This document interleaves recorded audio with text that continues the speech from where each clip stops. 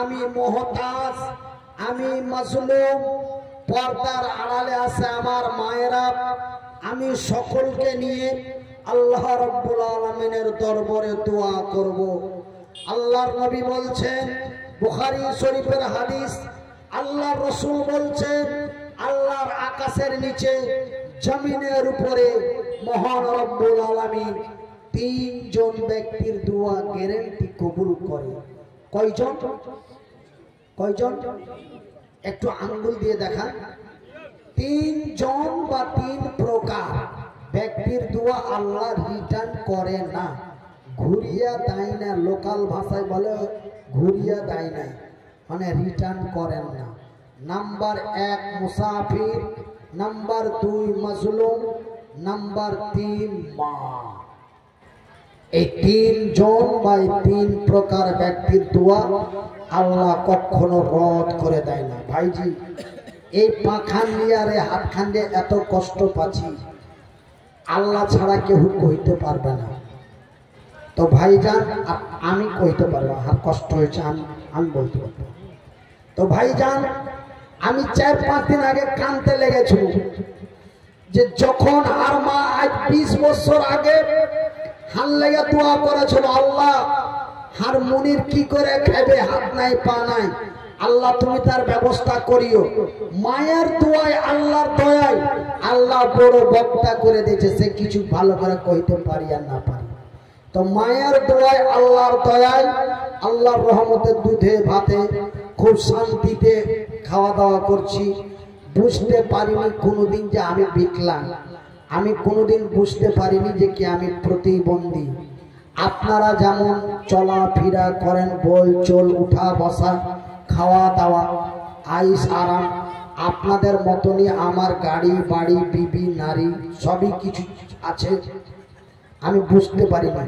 কিন্তু অক্ষম কাকে বলে, অসহায় কাকে বলে, 2 বছর থেকে বুঝতে পারছি। 2 বছর থেকে বুঝতে পারছি। এই যে ছোট ছোট হাত, ছোট ছোট পা, বুঝতে পারিনি কোনোদিন যে আমি অক্ষম মানুষ। আমাকে মেলায় করতে, হ্যাঁ হ্যাঁ তুই কি একটুকা তোর নিজের দিকে খেয়াল করিস না? আমি কি খেয়াল করবো? হে, তুই যেমন হাঁটিস আমিও হাঁটি, তুই যেমন খাস আমিও খাই। তার পার্থক্য একটু যে তুই 1 হাত দিয়ে খাস, আমি 2 হাত দিয়ে খাই। তুই একটু জোরে হাঁটিস, আমি একটু আস্তে হাঁটি, এটুকাই পার্থক্য। তোরও স্ত্রী আছে, হারও স্ত্রী আছে, তোরও বাড়ি আছে, হারও বাড়ি আছে, তোরও গাড়ি আছে, হারও গাড়ি আছে। কিন্তু ভাইজান, আল্লাহ এমন করে মায়ের মারলে যে গাড়ি গেল, বাড়ি গেল, বলা গেল, চলা গেল, সব চলে গেল। খালি আল্লাহর কাছে দোয়া করি। মুখখানটাও বন্ধ হয়ে গেছিল। 1.5 বছর কথা কইতে পারিনি, 1.5 বছর কেউ জালসা করতে ডাকেনি। এই গত সেপ্টেম্বর মাস থেকে কথা ফুটেছে, অক্টোবর মাস থেকে জালসা আরম্ভ হয়ে গেছে। বলেন আলহামদুলিল্লাহ। আস্তে আস্তে ভালো হতে আছে, এলাজ চলতে আছে। আপনারা দোয়া করবেন। মানুষের জীবনে অনেক বিপদ আসে, আল্লাহ এমন বিপদে ফেলেছিল, আপনাকে এই এলাকার মানুষ অনেকে চান্দা মান্দা তুলে আমার লেগে পাঠাইছিল। বিহারের লোক, ঝাড়খণ্ডের লোক, আমাকে বাঙালের, আপনার ধুলিয়ান, ডাকবাংলা, ঔরঙ্গাবাদ, শামশেরগঞ্জ, বিভিন্ন জায়গা থেকে চান্দা তুলে তুলে পাঠাইছিল। গত ঈদুল ফিতরে আমাকে কালিয়াচক থেকে চান্দা তুলে দিয়ে পাঠাইছিল যে লোকটা জালসা জুলসি করতে পারে না, বিছানে পড়ে আছে, কি খেছে না খেছে, ছেলে পিলে নিয়ে এরকম করে বহুত ছোনা বিভিন্ন জায়গা থেকে টাকা পাঠাইছিল। এই আমার আপনার এই কাকড়িয়া বলে একটা জায়গা আছে, কাকড়িয়ার এক আল্লাহর বান্দা ওবায়দুর রহমান বলে নাম, ওই বেচারা 15,000 টাকা পাঠাইছে একলাই। তো ভাইরা আমার, বন্ধুরা আমার, তো আপনি ভাববেন না যে আমি বহুত টাকাওয়ালা। আপনার টাকা মহান আল্লাহ রাব্বুল আলামিনকে বের করতে 1 ঘন্টাও সময় লাগবে না। আমি একটা জালসা থেকে আরেকটা জালসাতে যাচ্ছি, যেতে যেতে পেটে লাগতে লাগলো, মাথায় লাগতে লাগলো, ওষুধ খাইতে খাইতে অজ্ঞান, ওষুধ খেতে খেতে অজ্ঞান। সাথে সাথে নিয়ে চলে গেল কলকাতা পিজি। দুজনা শুতে ছিল, ড্রাইভার ছিল আর একটা হেল্পার ছিল। সাথে সাথে নিয়ে চলে গেল কলকাতা পিজি। কলকাতা পিজিতে নিয়ে যা ভর্তি করতে নিয়ে নিল 20,000 টাকা। এরকম করতে করতে খরচ হতে হতে আজ পর্যন্ত গত 3 দিন হলো 5,000 টাকার ওষুধ নিয়েছি। আজ পর্যন্ত মোটামুটি কলকাতা পিজি থেকে, দিল্লি এমস থেকে, জলপাইগুড়ি বিভিন্ন জায়গাতে নিয়ে মোটামুটি প্রায় 26 লাখ টাকা চলে গেছে। ভাইজান, টাকার গরম করেন না, রূপের বড়াই করো না, নিজেকে মহান মনে করো না। 2 দিনের দুনিয়া আছেন, চট করে চলে যাবে। আসেন এ ফকিরো কো তূনে মাওলা বাদশাহ বানায়া, বাদশাহ কো তূনে মাওলা দর দর ফিরায়া। মুনির রে, তোর গলার কণ্ঠ কোথায় গেল? কে নিল? যে দিয়েছিল সেই নিয়েছে। কেন নিল? কিসের জন্য নিল? কি কারণে নিল? আল্লাহু আলাম বিমুরাদিহি, আমার আল্লাহই ভালো জানেন। তোমার ভাইরা, আমার বন্ধুরা, আমার আব্বা জানেরা, আমি মনিরউদ্দিন, আমাকে আমার পরে আর কোনো বক্তা নেই, আমি যতটুকু শুনলাম। তবে আমি বক্তব্য এতক্ষণ পর্যন্ত আপনারা শুনলেন যে দুনিয়া ভেঙে যাবে, মানুষ শেষ হয়ে যাবে। গল্প শেষ না, গল্প শেষ নয়, গল্প আরম্ভ, খেলা চালু। তবে খেলা চালু করার আগে আপনাদের কাছে আমি একটা ছোট্ট আবেদন করি। ভাই, আমার ভাইয়েরা, কিচ্ছু যাবে না, আপনার আমার সাথে কিচ্ছু যাবে না। আমার ভাইয়েরা, বাবা মরে গেছে, মা মরে গেছে, কবরে আযাব চলছে, আযাব চলছে। এই আযাব বন্ধ করার একটা ব্যবস্থা আছে। আপনারা আমার কথা বিশ্বাস করেন আর নাই করেন, কবরের আযাব বন্ধ করার একটাই রাস্তা, কবরের আযাব বন্ধ করার একটাই ওষুধ আছে। এই ছাড়া অন্য দ্বিতীয় কোনো ওষুধ নাই। আপনার বাবা মরে গেছে, আপনি বাড়িতে ভোজ মেরে রোজা খোলাচ্ছেন, এই সব জিনিস কবরে পৌঁছাবে না। কবরে একটাই জিনিস পৌঁছায়, কবরে একটাই জিনিস পৌঁছায়। এখানে অনেকে আলেমে দিন আসেন, আমাকে দেখার লেগে বা আমার কথা শোনার লেগে আসছেন, যে লোকটাকে মেলা দিন থেকে দেখিনি, শুনেছি যে মরে গেছে, তো হঠাৎ ফের এরা লিয়ে আসছে ভোগা দিয়ে না, ছেঁচাই দেখে একটু দেখে আসি, এই বলে আপনারা অনেকে আলেমে দিন আছেন। আমি মনিরউদ্দিন বলছি, কবরের আযাব বন্ধ করার একটাই রাস্তা, কবরে পৌঁছায় একটাই জিনিস। এই ছাড়া আপনি যতই তালবিলিম খাওয়ান, যতই চল্লিশা খাওয়ান, যতই গোটা গ্রামবাসীকে গরু কেটে খাওয়ান, কিছুই কবরে যায় না। একটাই জিনিস কবরে যায়, সেটা হচ্ছে দান। সেটা কি? কথা বলেন। দান। দান ছাড়া মৃত্যু ব্যক্তির জন্য কোনো কাজে আসে না, দান ছাড়া কিচ্ছু কাজে আসে না। তো ভাইরা আমার, আর মা নাই, মায়ের মরা 11 বছর হয়ে গেল। আমার ভাই কি নাম? আমার রিয়াজুল ভাই, মা নাই, আমার মতনই মা নাই। আমার মায়ের মরা 11 বছর হলো, আর বাপের মরা 1 বছর, ডিসেম্বর আসলে 1 বছর হবে। আমার ভাইয়েরা, আমার বন্ধুরা, আমার আব্বা জানেরা, আমি মনিরউদ্দিন আপনাদের জন্য দোয়া করব। বাম হাতটা উঠে না, এই ডান হাতটা উঁচু করে, এই হাতটা উঁচু করে দোয়া করব। আসেন কোন আল্লাহর বান্দা, আসেন কোন আল্লাহর বান্দি, আসেন কোন মা, আসেন কোন বোন। আল্লাহর রাসূল বলছেন, বুখারীর হাদিস, মান বানা লিল্লাহি মসজিদান বানাল্লাহু লাহু বাইতান ফিল জান্নাত, যারা আল্লাহর ঘর বানায় আল্লাহ তাদের ঘর বানায়, যারা আল্লাহর ঘর বানায় আল্লাহ তাদের ঘর বানায়। তবে আল্লাহর ঘর বানা হয় আল্লাহর ফুৎকিপুরে, আল্লাহর ঘর বানা হয় ফুৎকিপুরে, আল্লাহ বান্দার ঘর বানায় তার জান্নাতে। তো ভাই, জান্নাতের ঘরের জন্য, মাতা পিতা আত্মীয় স্বজনের কবরের আযাব বন্ধ করার জন্য আসেন কোনো একজন আল্লাহর বান্দা, একটা করে 1000 টাকা, মাত্র 10 জন ব্যক্তি। আমি মনিরুদ্দিন দোয়া করব। তা আমার রিয়াজুল ভাই 500 টাকা। যে আপনি কি নাম্বার? বরজাহান 2000 টাকা। এ দেখো গো দেখো বান্দা তোমারও ছিল, বলিতে বলিতে সামনে এসে গেল। আসিয়া বান্দা তোমার 2000 টাকা, আল্লাহ তুমি হয়ে যাও তার প্রতি শাখা। মাতা ও পিতার নামে দেখো দিল দান, উদ্দেশ্য কবুল করো পাক সুবহান। মিটাবে আল্লাহ তার মনের আরমান। আমি মনিরুদ্দিন ভের দোয়া করি কত, আল্লাহ তুমি নেকি দিও তোমারই মন মতো। আমিন সুম্মা আমিন। আমার ভাইয়েরা, মোহাম্মদ মুস্তাফা 2500 টাকা। নারায়ে তাকবীর। তোমার ভাইয়েরা, আমি মুসাফির, আমি অসহায়, আমি অসুস্থ ব্যক্তি, একজন 1000 টাকা।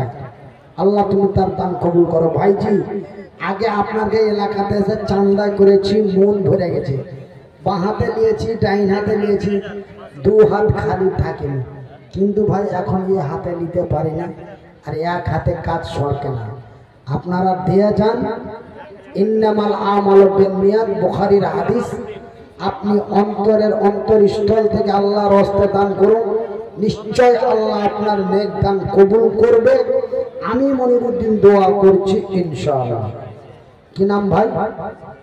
আতাউর রহমান। শুনিলাম বান্দা তোমার নামে আতাউর, আল্লাহ তুমি তাকে দিও জান্নাতেরই হুর। আতাউর দেখো ভাই এখানে আসিয়া 2000 টাকা দিল মসজিদের লাগিয়া। কি নাম? মুরসালিম নামে। কাহেনুর নামে বান্দা তোমার এসে গেল, 1000 টাকা দান দিয়ে চলে গেল। আব্দুস সালাম বান্দা তোমারও আসিয়া 500 টাকা দিল মসজিদের লাগিয়া। ইউসুফ শেখ বান্দা তোমারও এলো, 500 টাকা ফেরত দিয়ে চলে গেল। মাকাউর রহমান 2000 টাকা। আল্লাহু আকবার। এ মাকাউর নামে বান্দা তোমারও এলো, 2000 টাকা ফেরত তোর রাহে দিল। আমার ভাইরা, যার শেষ ভালো তার সব ভালো, যার শেষ ভালো তার সব ভালো। আজ আর ভাগ্যটা কত ভালো। আজ আমি জালসার শেষ বক্তা আর সিজনের শেষ জালসা। কাল থেকে আর 1 মাস কোনো জালসা নাই। আল্লাহ যদি বাঁচিয়া থয়, তবে 1 তারিখ দিন যে রাতে সাহারি খাবো, তারপরে 1-2 করে 30টা রোজা গতবার আল্লাহ অসুস্থ অবস্থায় রাখিয়েছেন। এবারও দোয়া করবেন যেন মহান আল্লাহ 30টা রোজা আমাকে আপনাকে সকলকে রাখার তৌফিক দান করেন বলি আমিন। গত বছর ওষুধ রানিং ছিল, অসুস্থ অবস্থাতেও আল্লাহ 30টা রোজা করিয়েছিল। একজন 500 টাকা, 2100 টাকা। সেনাউল শেখ ভান্ডা তোমারও আসিয়া 2100 টাকা দিল মসজিদের লাগিয়া। মসজিদ বানাবো বলে দিয়া দিল দান, উদ্দেশ্য কবুল করো পাক সুবহান। মিটাবে আল্লাহ তার মনের আরমান। আমিন আমিন খোদা, আমিন আমিন। এ মোদের দোয়া কবুল করো রব্বুল আলামিন। যে আশা যে নিয়তে তারা দান দিল, সকলের দান খোদা করো হে কবুল। আমিন ও আমিন খোদা, আমিন ও আমিন, মোদের দোয়া কবুল করো রব্বুল আলামিন।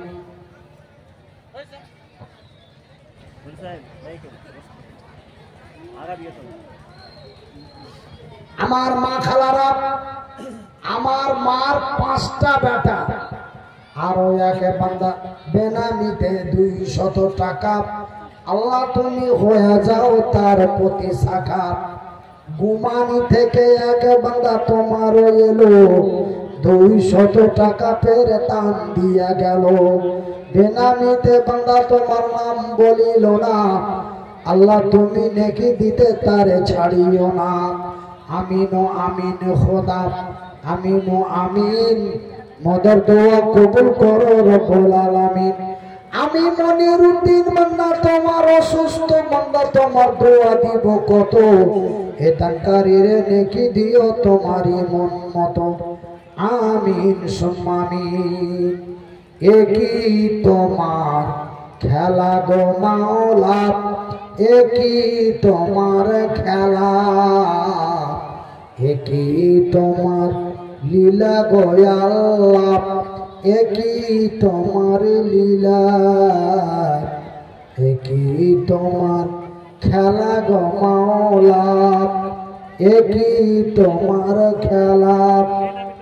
বেনামিতে 500 টাকা দান, উদ্দেশ্য কবুল করো পাক সুবহান, মিটাবে আল্লাহ তার মনের আরমান। বেনামিতে এক বান্দা তোমারও এলো, 1000 টাকা দান দিয়া চলে গেল। কি নাম ভাই? উমর ফারুক। আল্লাহু আকবার। নবীর একজন সৈনিকের নাম ছিল হযরত উমর ফারুক। আমার ভাইরা, যার শেষ ভালো তার সব ভালো। অক্টোবর মাসের 26 তারিখ থেকে জালসা করতে আরম্ভ করেছি, আজ শেষ জালসা। আজ থেকে আমার আর কোনো জালসা নাই। আমার এবার সিজনের শেষ জালসা ঝাড়খণ্ডের মাটিতে সাহেবগঞ্জ জেলার ফুটকিপুর গ্রামে আল্লাহ আমাকে জালসা করালেন। আর কোনদিন কে শামীম শেখ 500 টাকা। আর কোনদিন আপনাকে সাহেবগঞ্জ আসতে পাবো কি পাবো না, আপনারা আমাকে ক্ষমা করবেন। চলতে ফিরতে বলতে অনেক দিন থেকে জালসা করি, প্রায় 16-17 বছর থেকে বিভিন্ন জায়গায় এসেছি। আপনাকে সুপরিচিত ব্যক্তি হতো, আমার বক্তব্যতে আমার কথাতে ভাষাতে অনেকে কষ্ট পেয়েছেন।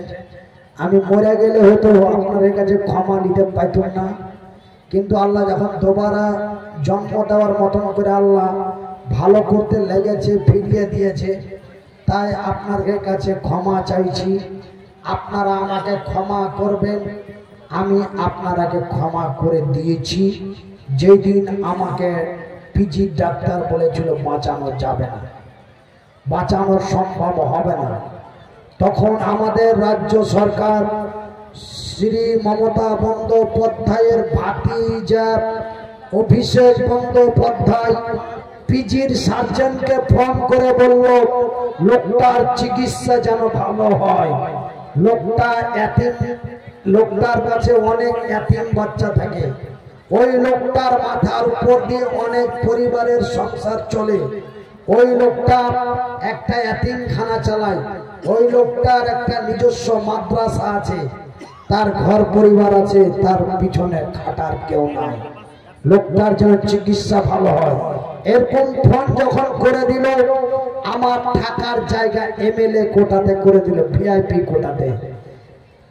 আইসোলেশনে 14 দিন ছিলাম অজ্ঞান অবস্থায়। তারপরে ডাক্তার বারবার রেজাল্ট দেয় বাঁচানো সম্ভব নয়। আপনারা উপরওয়ালার কাছে দোয়া করেন। আমার স্ত্রী আমার সাথে ছিল, আমার স্ত্রীকে ডাক্তারেরা বলে দিল, আমার ভাইগনার সাথে ছিল, ভাইগনাকে বলে দিল, তা আমাদের কিছু করার নাই, তোমরা ভগবানকে বলো।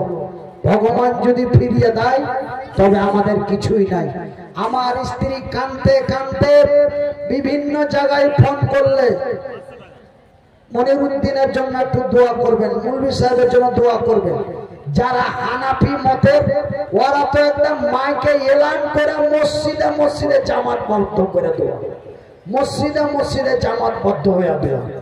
আল্লাহ বান্দার কথা শুনে, আল্লাহ বান্দার কথা শুনে আপনাদের দোয়ায় আল্লাহর দয়ায় আল্লাহ আজরাইলকে কইলে ওকে ঘুরিয়ে থুয়ে চলে। 15 দিনের দিন জ্ঞান ফিরে গেল, বড় বড় চোখ করে তাকাচ্ছি, ডাক্তারেরাও অবাক যে ব্রেন স্ট্রোক রোগী 3 দিনের বেশি থাকে না, 3 দিনের মধ্যেই উপরে চলে যায়। এই 14 দিন পরে ফিরে গেল, তার মানে নিশ্চয় কোনো কারণ আছে। এই বলে অনেকে আশ্চর্য, ডাক্তাররা খালি ঘুরে ঘুরে আমাকে দেখতে আসে, আর আমি কথা বলতে পারি না, খালি ফেঁকা চায়া করে টাকা আর টাকা গেলা দেখে নতুন নতুন লাগে।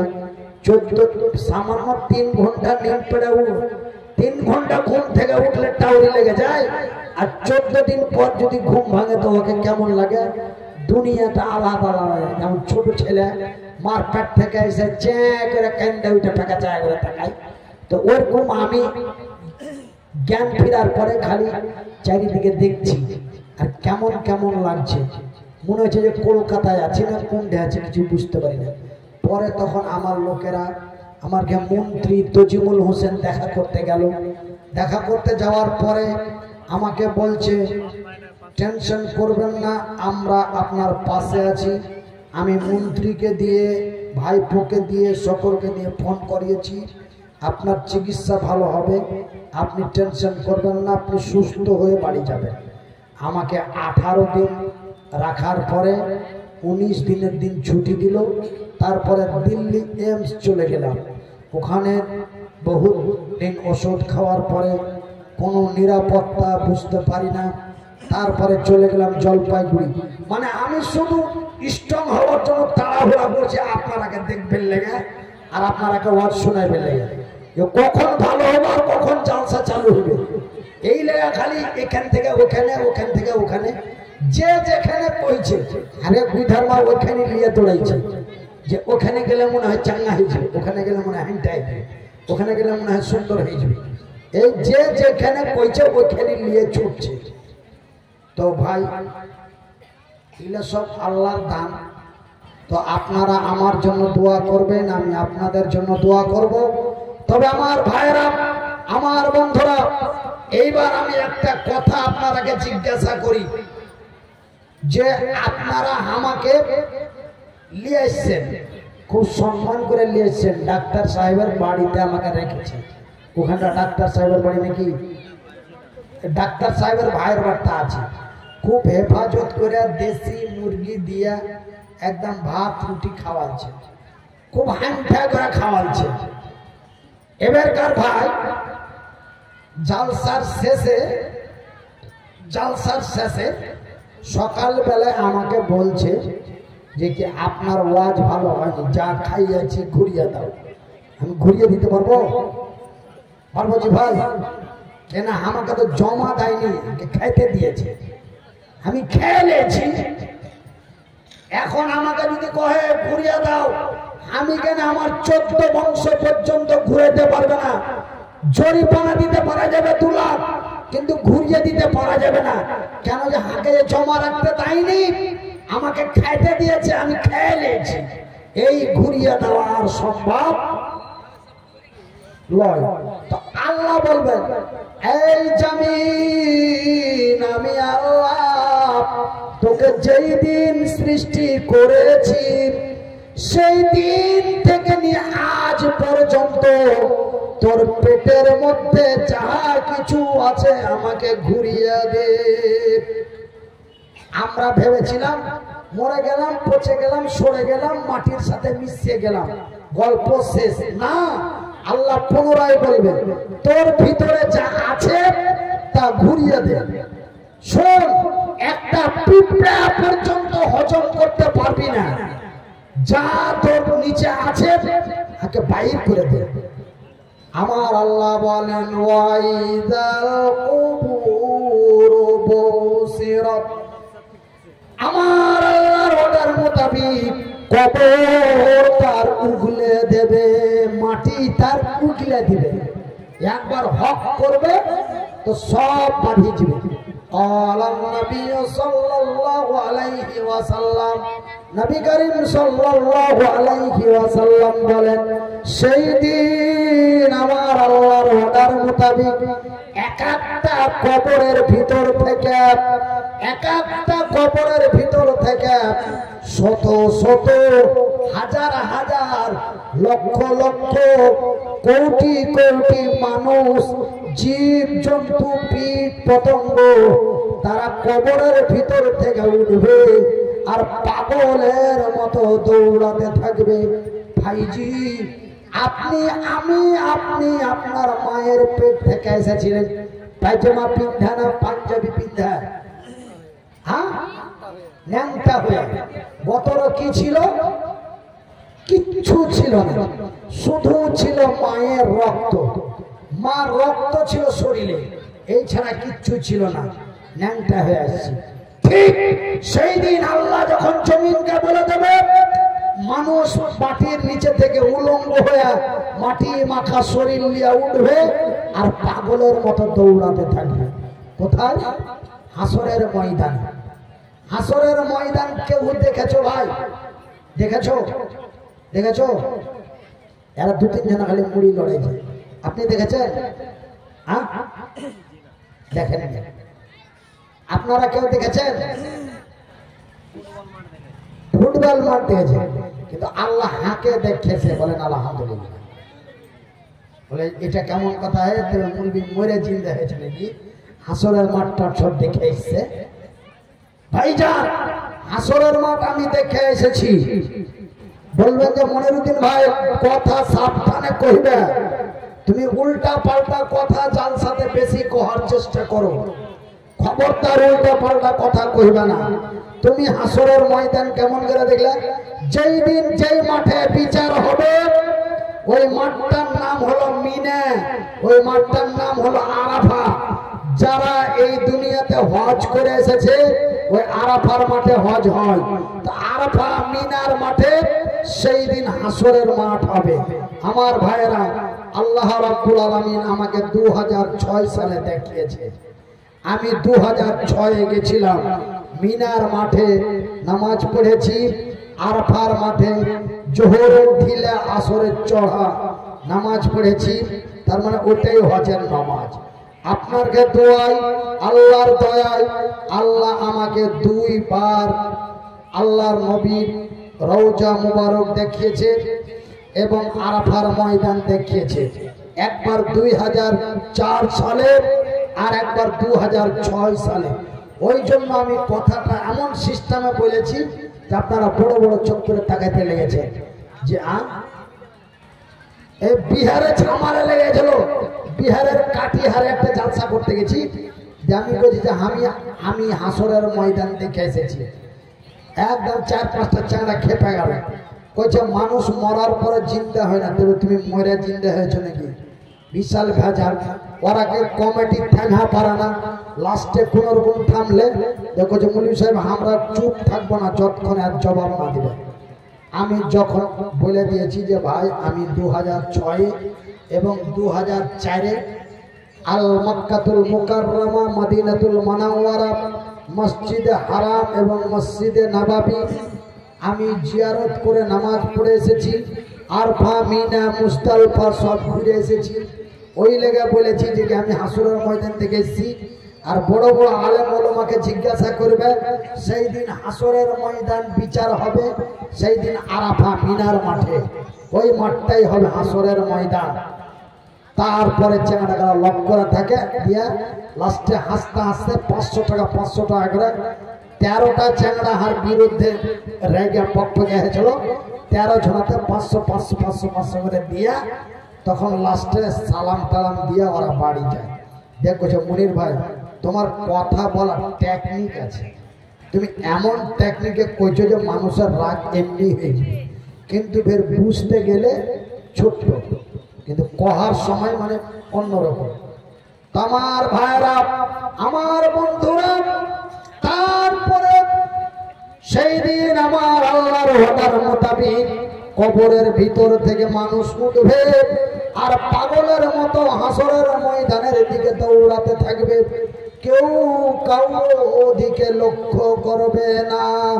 ভাইজান, সেই দিনটি এত ভয়াবহ দিন হবে মারে।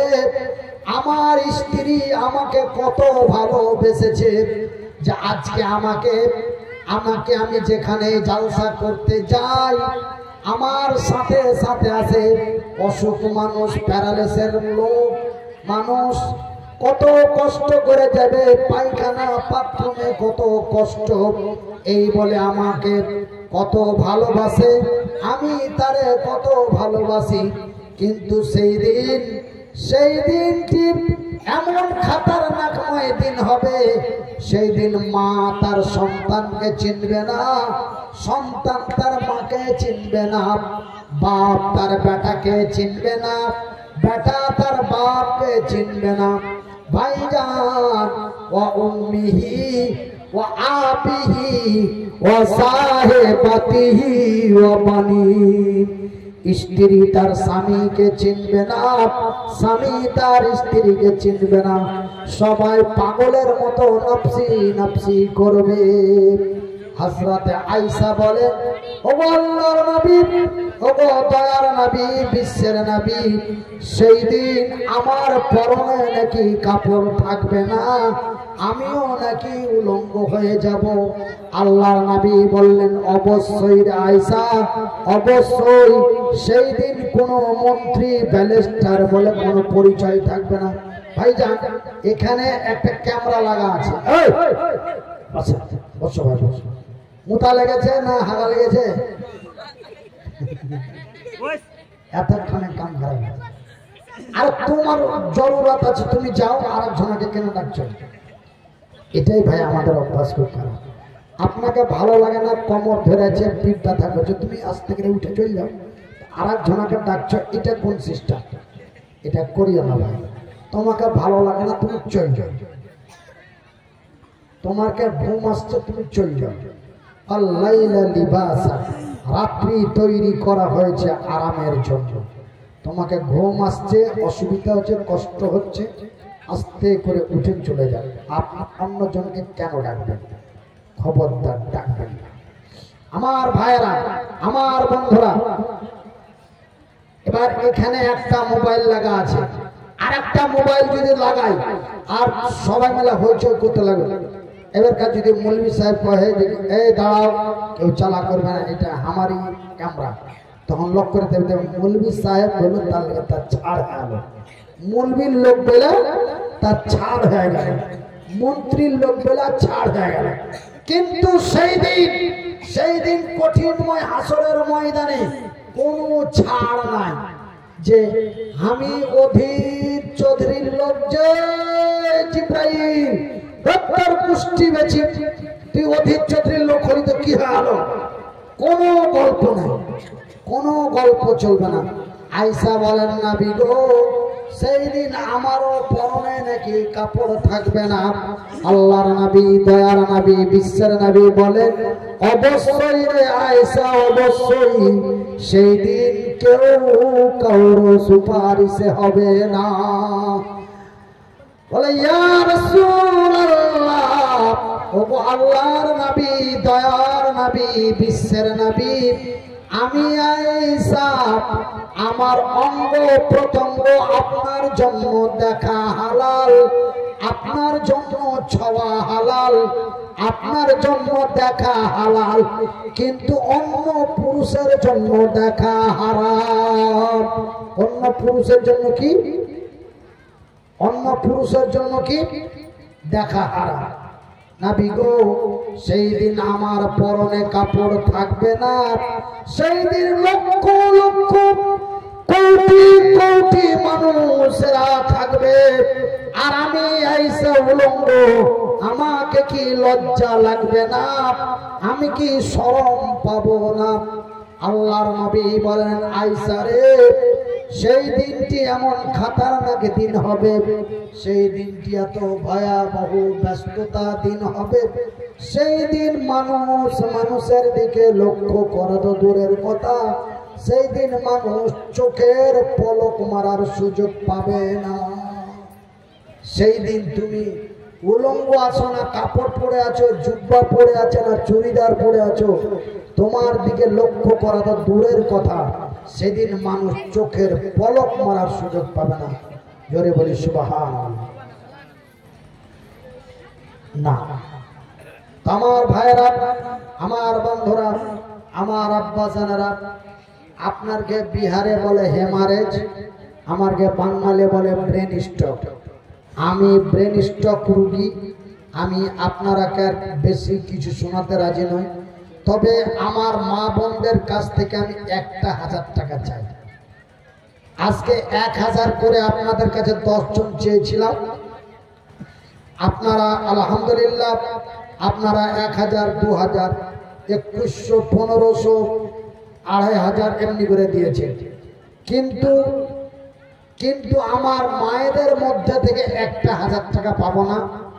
নেই কোনো আমার মাগে কিচ্ছু যাবে না সাথে, খালার আমার কিছুই সঙ্গে যাবে না, শুধু হাত আর পা আর শরীর দেহু খান ছাড়া কিছুই সঙ্গে যাবে না। শাহিদ শেখ 500 টাকা আর 4 বড়া সিমেন্ট আলহামদুলিল্লাহ। নাসবেরা বিবি 1000 টাকা। আল্লাহ তুমি তার নেক দান কবুল করো, আমিন সুবহান। জাগ জাগ জাগ রে মুসলমান, জাগ জাগ জাগ রে মুসলমান, চৌদিকে ফিরিয়ে দেখ তৌহিদি ফরমান। জাগ জাগ জাগ রে মুসলমান, চৌদিকে ফিরিয়ে দেখ তৌহিদি ফরমান।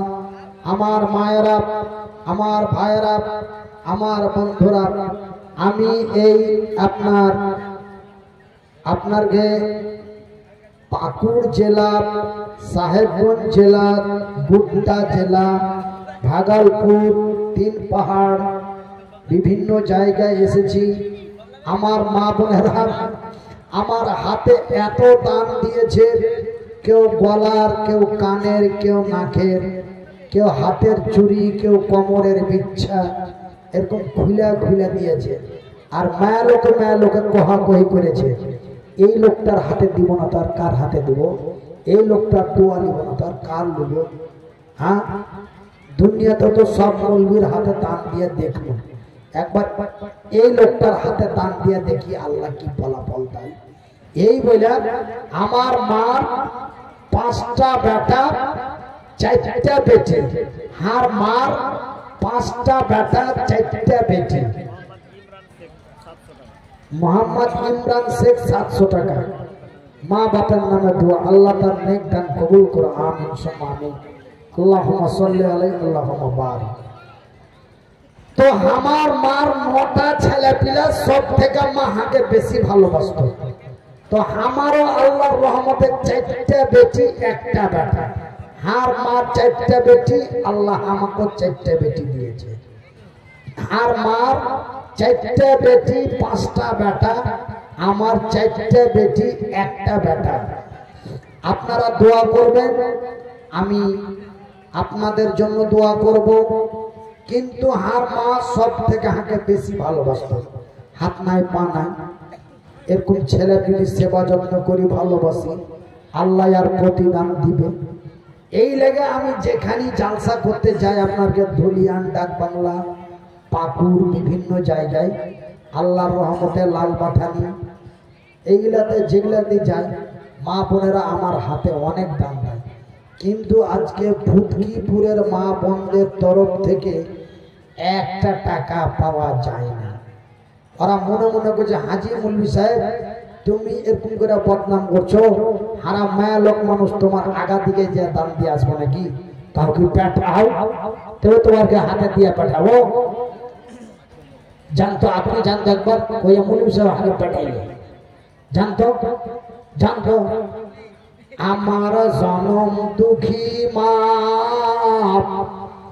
আমার দয়া প্রতি দরদিনী মা। বলবেন যে কি হাতে পাঠালে, কে দিলে রে ছেলে? তোর নানি দিলে? তোর নাম কি?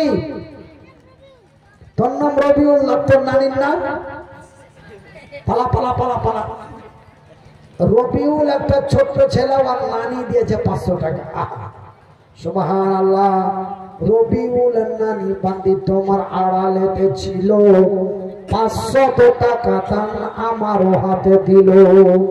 মসজিদ বানাবো বলে দিয়া দিল দান, উদ্দেশ্য কবুল করো পাক সুবহান, মিটাবে আল্লাহ তার মনের আরমান।